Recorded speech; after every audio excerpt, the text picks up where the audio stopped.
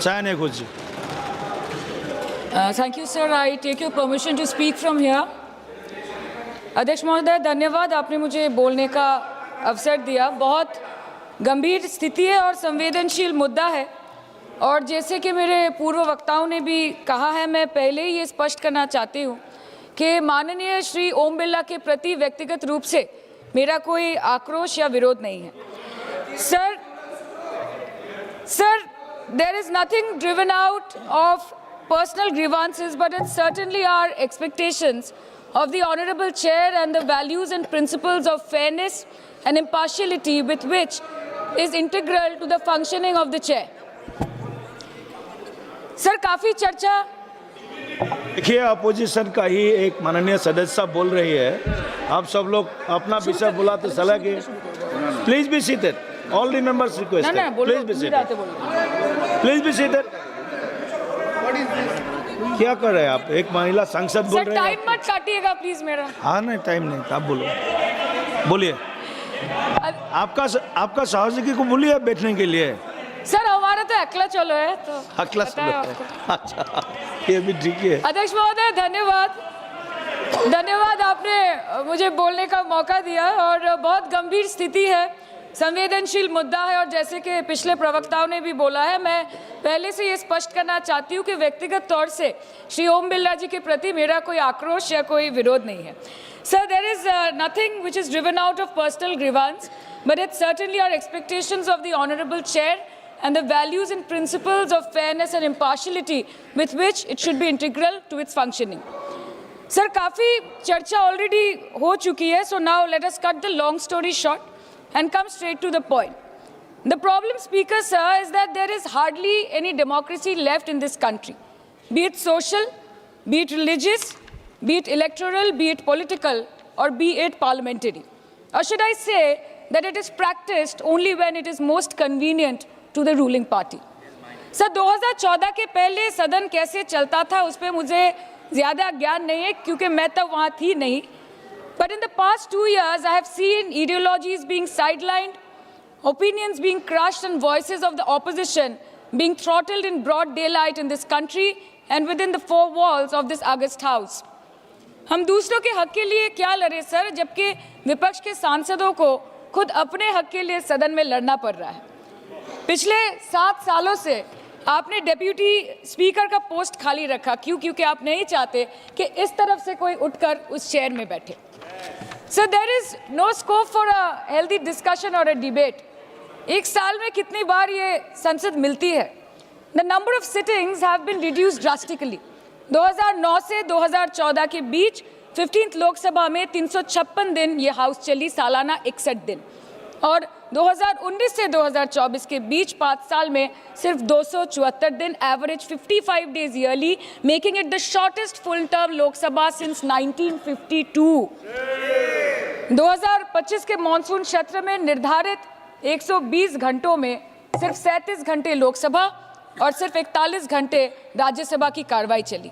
2025 में टीएमसी के राज्यसभा के माननीय सांसद श्री डेरेक ओब्रायन जी ने प्राइवेट मेंबर्स बिल के माध्यम से ये प्रपोज किया कि एटलीस्ट सालाना 100 दिन ये सदन बैठे। सर, ये सिर्फ विपक्ष का, हमारा प्रेरोगेटिव नहीं हो सकता, ये ट्रेजरी बेंच का भी प्रेरोगेटिव होना चाहिए और इस माननीय चेयर का भी प्रेरोगेटिव होना चाहिए। सर, पार्लियामेंट चलाने में हर मिनट 2.5 लाख रुपए खर्च होते हैं, हर मिनट 2.5 लाख रुपए खर्च होते हैं। 2014 से लेकर 2024 के शीतकालीन सत्र तक कुल मिला के 2200 मिनट, 92 दिन और 3,300 करोड़ रुपए का लॉस हुआ। क्यों? क्योंकि आप नहीं चाहते थे कि महत्वपूर्ण विषयों पर चर्चा हो। अध्यक्ष जी, ये चेयर का काम है निश्चित करना कि ये सदन चले, ये विपक्ष का काम है सवाल उठाना, और ये सत्ता पक्ष का काम है कि वो हर सवाल का जवाब हर उस इंसान को दे जिसके टैक्स के पैसे से ये सदन चलता है।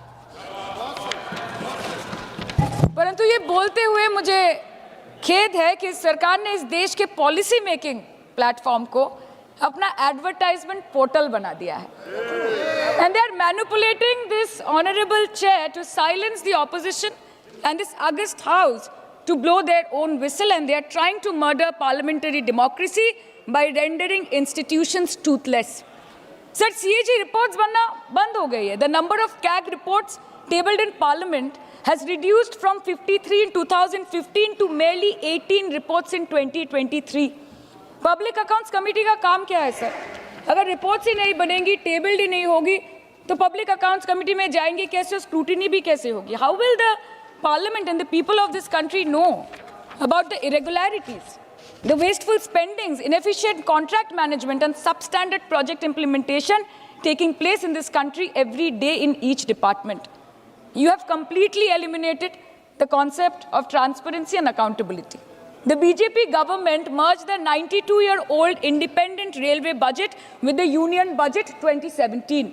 जब हमारी ऑनरेबल CM माननीय ममता बनर्जी यहाँ की रेलवे मिनिस्टर थी, तो तब पूरे देश के लोगों को अवगत करती थी कि रेलवे के क्षेत्र में इस देश के किस कोने में क्या काम हो रहा है, चाहे वो स्टेशन हो नए नए या नए रेल हो या फिर नए कितने सारे इंजन्स बने, कितने सारे रेलवे की गिनती बढ़ गई, कोचेस की, सबको पता चलता था. और आज यूनियन बजट में रेलवे जैसे एक इम्पॉर्टेंट कमोडिटी जिसके साथ देश के 20 से 30 करोड़ लोग ऑन अ डेली बेसिस जुड़े हुए हैं, उसका शब्द, उसका नाम तक लिया नहीं जाता.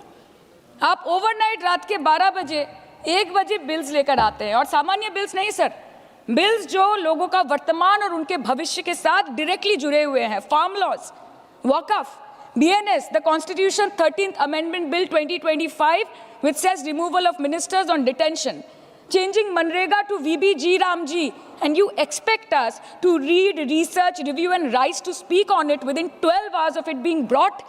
Sir, these bills, these legislations require attention to detail. They need to be thoroughly researched. Sir, हम करें भी तो करें क्या, जाए भी तो जाए कहाँ? आधे से ज़्यादा बिल तो इस सदन में बिना चर्चे के पास हो जाता है. Sir, over the last 10 years, more than 67% of the budget has been guillotined. Between 2019 and 23, about 18% of the union budget was voted out on without discussion. In 2023, the entire union budget, and in 24-25, 89% of the budget was passed without discussion. एक साल चुप बैठने के बाद opposition के दबाव में आकर आप मणिपुर पे चर्चा करने पर मजबूर हुए, और किया भी तो कब, रात के 2 बजे जब देश सो रहा था. आप चाहते हैं कि हम ये सब देखें और इस सदन में चुप रहे. बंगाल के हक का 2 लाख करोड़ बाकी है. हर दिन कोई नया कमीशन, कोई नई एजेंसी आ जाती है राज्य सरकार और रूलिंग पार्टी को डिस्टर्ब करने. इलेक्शन कमीशन के बलबूते पर लाखों करोड़ों वोटरों का नाम काट रहे हैं आप, और आप बोलते हैं कि हम इस सदन में आवाज ना उठाएं, इसका विरोध ना करें. आज SIR के चलते पूरे देश में 150 से ऊपर लोगों की मौत हो गई. BLOs ने आत्महत्या कर ली. आम आदमी को चिंता से, डर से दिल का दौरा आ गया. 105 साल की बूढ़ी माई से लेकर व्हीलचेयर पे बैठा एक विकलांग भाई तक, गर्भवती महिलाओं को हियरिंग के लाइन पे घंटों दर घंटे आपने खड़ा करके रखा. मतदाताओं के पहचान को, इस देश के मतदाताओं के पहचान को, 100 साल से इस देश को अपना घर, इस धरती को अपनी माँ समझने वाले, हर धर्म, हर समुदाय के लोगों के आत्मसम्मान को दिन दहाड़े अपने पैरों तले कुचलने का काम किया है आपने. और आप कहते हैं कि हम विरोध ना करें और हम चुप बैठे. सर, बाहर विरोध करते हैं तो FIR होगा, ED CBI होगी, कार्रवाई होगी, और सदन के अंदर प्रोटेस्ट करें तो सस्पेंड कर देंगे. सर, हमारे साथी आज भी मकर द्वार पे बैठे हैं बाहर सस्पेंड होके. 2023 के विंटर सेशन में 141 ऑपोजिशन MPs को एक साथ सस्पेंड कर दिया गया था, और करने के बाद भारतीय न्याय संहिता लेकर आए एक नया क्रिमिनल लॉ जो पूरे देश के क्रिमिनल कोड के प्रोसीजर को बदल देता है, जो स्टेट्स के लॉ एंड ऑर्डर को डायरेक्टली अफेक्ट करता है. सर, बाहर भी बुलडोजर चलाएंगे और सदन के अंदर भी बुलडोजर चलाएंगे. सर, ऐसा नहीं होता है. ये ताकत की बुलंदी भी पल भर का तमाशा है सर, कि ये ताकत की बुलंदी भी पल भर का तमाशा है. जिस डाल पे बैठे हैं वो टूट भी सकती है, जिस डाल पे बैठे हैं वो टूट भी सकती है. इसलिए ख्वाब जरूर देखिए, लेकिन ख्वाबों में घर बना के रहने की गलती मत कीजिएगा. सर, आज 303 से आज 303 से ज्यादा MP आपके हैं, 2000 से ऊपर MLA आपके हैं, 21 राज्य आपका है. हर डिबेट, हर डिस्कशन, हर बिल पे बोलने के लिए 70% वक्त आपको मिलता है. मीडिया आपका, सब उनका है. हम अपने लीडर का नाम 1 से ज्यादा 2 बार बोले तो हम पे रोक लगाई जाती है, और ट्रेजरी बेंच वाले वहाँ बैठ के पार्टी का नारा लगाते हैं और अपने नेता मंत्रियों का नाम जपते हैं, तो तब सब ठीक है सर, कोई प्रॉब्लम नहीं है सर। इस सदन का कैमरा, बहुत मेरे साथी बोल रहे थे कि कैमरा भी ये सब देख देख के कॉम्प्रोमाइज हो गया। बोलते हमें दिखाता आप लोगों को है। माइक जब हमारी बातें खलने लगे तो माइक ऑटोमेटिकली ऑफ हो जाती है सर, ये पता है सबको। मैगजीन दिखाना, किताबों से कोट करना राहुल जी, अखिलेश जी, अभिषेक जी को अलाउड नहीं है, पर ब्लू आइड बॉय को अलाउड है सर, अलाउड है सर। मैं नाम नहीं ले रही हूँ, अच्छी बात बोलिए।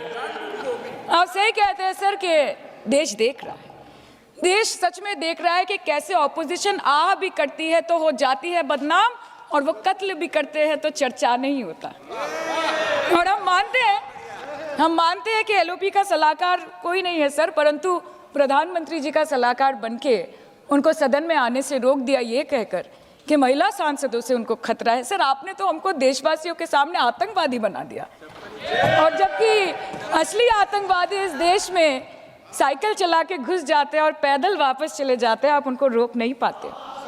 भारत पे चीन का आग्रासन आप रोक नहीं पाते। भारत किससे तेल खरीदेगा, कितने दिनों के अंदर खरीदेगा, किससे दोस्ती निभाएगा, किससे दुश्मनी बरकरार रखेगा, कोई और देश का राष्ट्रपति हमें ट्विटर पे आके लेक्चर देता है, इंस्ट्रक्शन देता है, आप उसको रोक नहीं सकते। और सदन में हम सांसदों को रोके, you feed on your ego.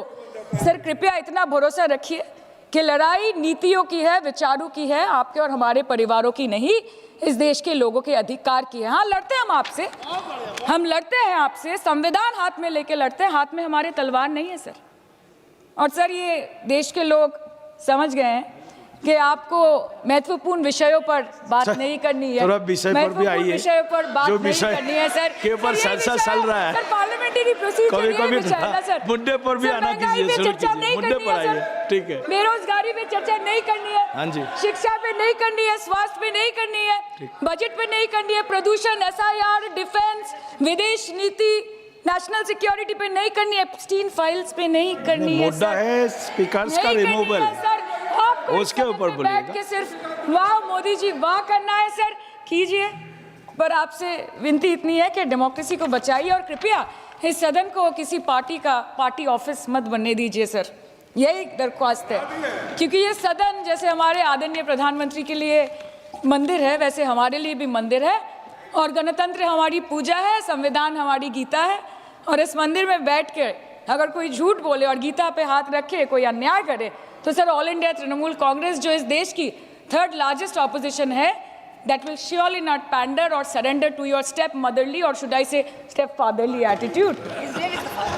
अंत में अध्यक्ष महोदय मैं पुनः ये कहना चाहती हूँ कि ओम बिरला सर से व्यक्तिगत रूप से मुझे कोई भी विरोध नहीं है, और मुझे ये बुरा लग रहा है कहते हुए कि मैं पहली बार की सांसद हूँ और मेरे पहले टर्म में उनके विरोध में मुझे ये अविश्वास और अनास्था प्रस्ताव लाना पड़ रहा है। मैं चाहती हूँ कि उनकी चेहरे की हंसी सदैव बरकरार रहे, और इसी संदर्भ में मैं एक शेर कह के अपनी बात खत्म करना चाहती हूँ कि तू लाख बेवफा है मगर सर उठा के चल, कि तू लाख बेवफा है मगर सर उठा के चल, दिल रो पड़ेगा तुझे पशेमान देखकर। Thank you so much. Thank you.